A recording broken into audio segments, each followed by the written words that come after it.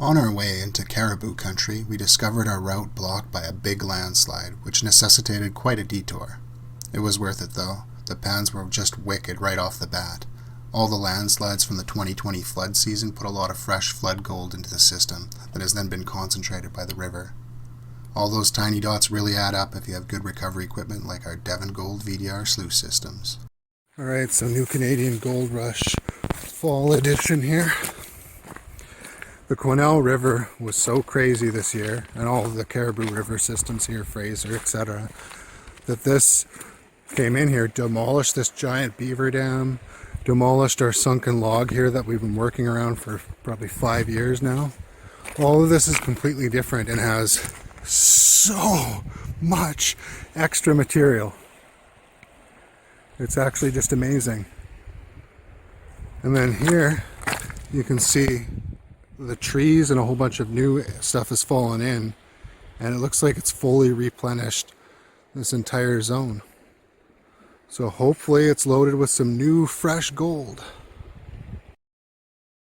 Alright, it's dark and a little bit cold and raining, but I need to find some gold because I've got gold fever. So I'm doing a sample here in the tip of this new zone here. So much new material. I'm excited. Now this may seem a little bit crazy to anyone without gold fever, but to me this is normal.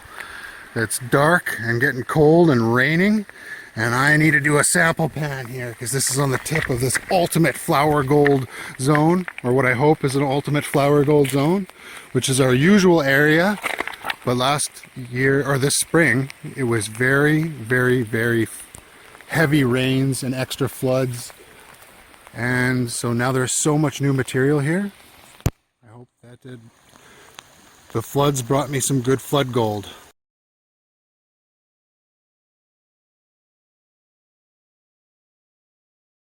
Okay, so here's a first look in the daylight.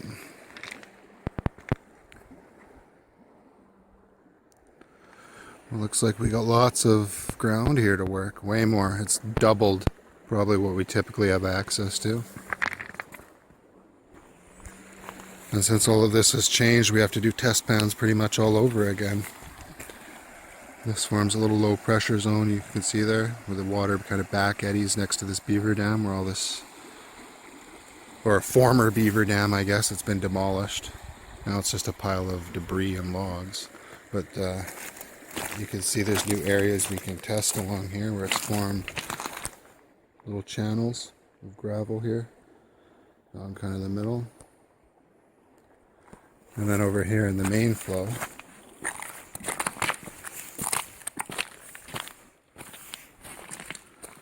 you can see this is the main channel, and there's actually a whole bunch of gravel in here. Looks completely different than it usually does. And you can check out the previous video there to see just how much this has changed in the past year. The flow this year was so strong it actually ripped out a bunch of these old log and boat tie-offs, I believe they are, steel cables. They're also a source of a lot of really sharp iron filing kind of things that look like nails. Give you a tetanus if you're panning in the river. And also some very large beams and stuff from, well, it looks like it's from a bridge or something. And then normally there's a huge embedded tree here we've been working around for many years to not disturb the fish habitat, and all that is gone as well. Completely swept bare. The power of nature. Alright, here's long gun point of view cam Mark 1.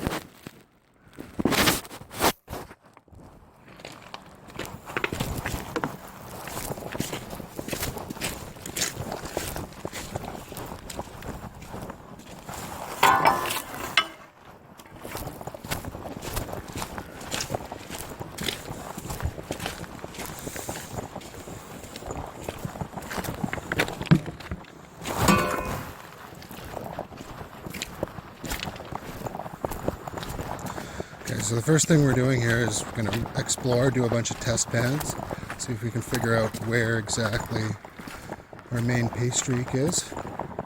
I took one sample here at the surface. It actually wasn't too good, so that's okay, so we could stay away from the water edge and stay legal. And then here is really good. Where it looks like it wouldn't be that good, amazing. something about this ground. Okay, so I'm going to do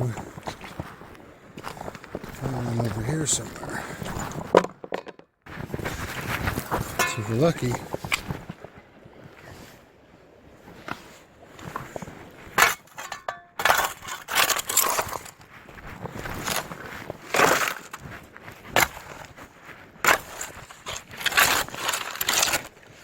it's not too bad.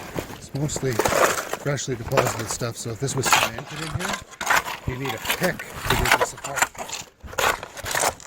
And you just need some elbow grease.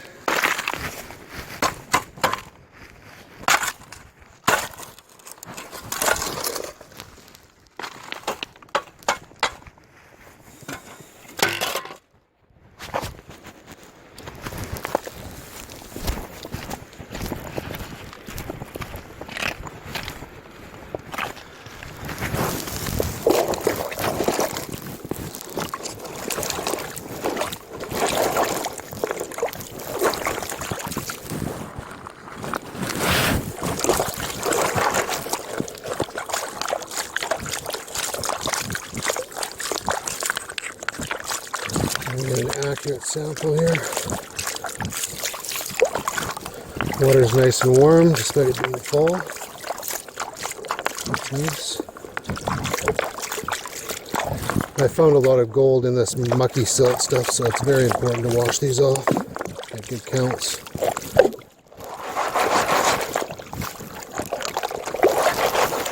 That's showing up okay on the camera. I think it's okay.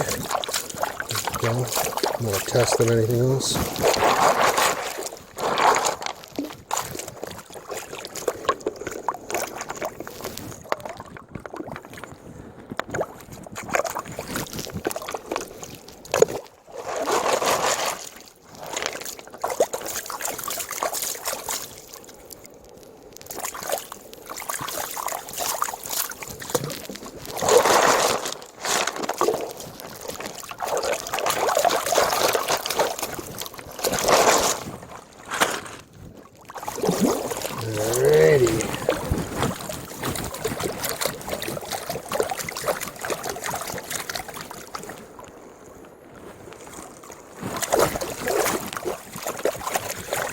I like to keep it kind of parallel to the water, get it all agitated. All the light stuff luffs off. Nice and easy.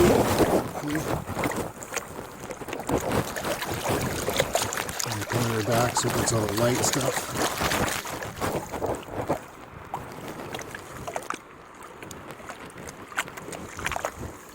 Yeah, it's easier for the camera. And we go 90.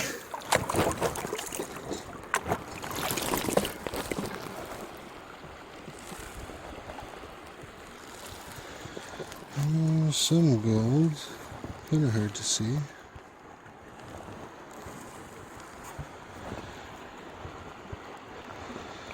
Wasn't much in there. Couple pieces. To avoid wasting time, we do a lot of test pans and log the information to get a sense of the size and the shape of the deposit. Having a game plan is really important if you want to run efficiently. Here's a bunch of test pan examples. So we gradually figure out which areas are above our cutoff grades, and once we've established a zone, we set up as quickly as possible and start high banking to better understand the deposit and make some money off of the area. I would call that a success. Look at all the gold floating on there too. So it's just from one pan there, looking pretty good. With an efficient operation, new technology, and higher gold prices, as well as fresh pay streaks from recent flood events, means there's lots of new gold and fresh opportunity mining. A lot of ground that was marginal is now economic for small-time miners. This hobby is about outdoor fun and exercise and some nature appreciation, but a nice vial of gold or two really makes the hard work perfect. Tailings check here. Considering how many specs we ran through there, not too bad. See about 5 or so. And it was just a big heaping pure black sand pile, so pretty darn good. We're still just getting dialed in.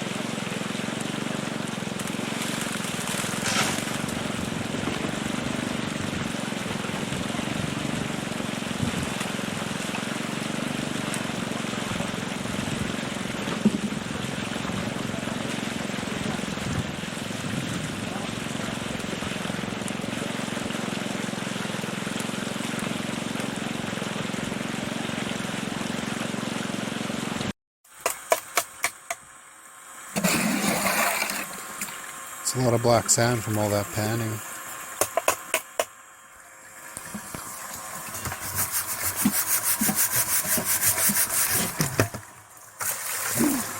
Careful. Whoosh. There goes all the gold.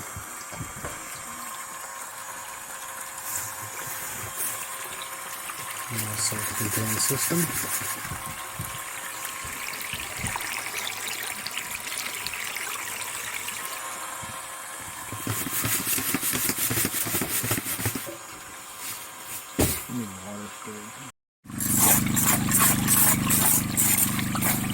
There's some gold in there. Yeah. There's a few bigger flakes too, we see.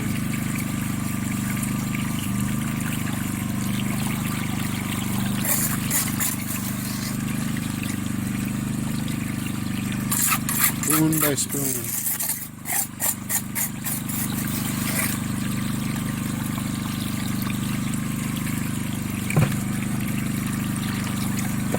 Oh, it's sitting wet. What's all that? Just more. There's no way they stepping on that pan and flipping it over now. That's the answer. Dark pan. Black pan at night. Black sand, black pan, black night. This is why we go for green. High visibility.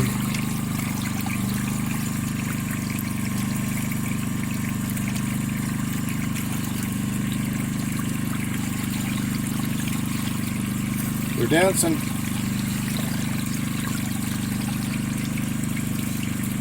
We'll be dancing too if there's some gold in here.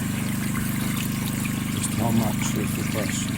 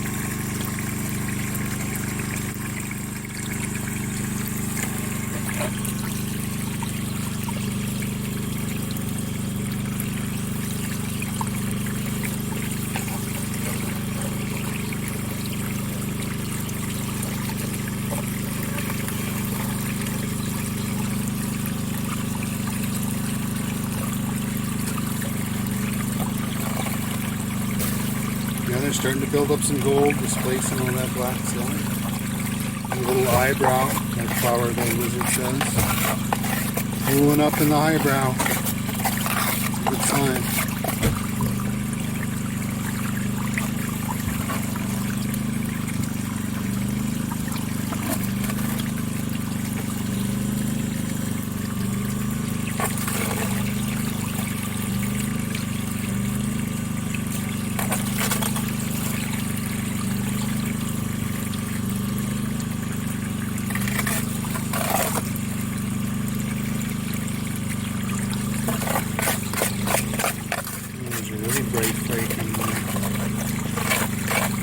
Rinse these guys. Get a rinse. Rinse.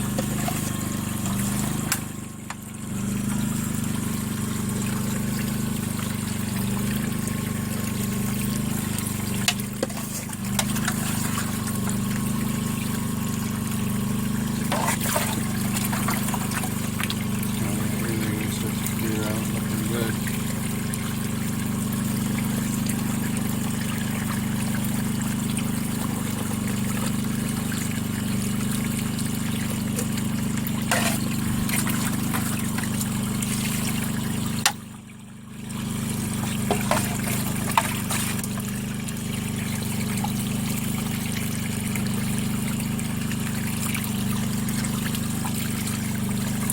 Okay, just this pan.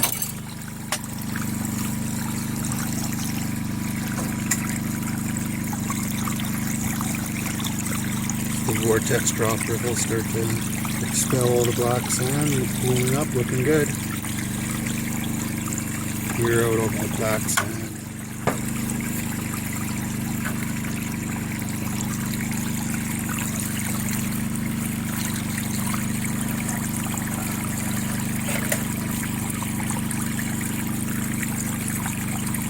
There's a lot of fine gold.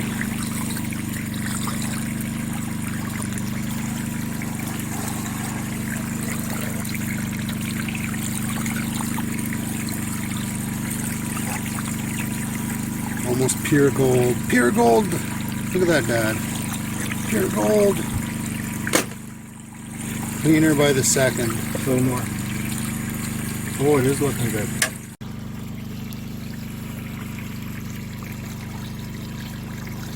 Should the VDR tech clean out all this really small flour gold?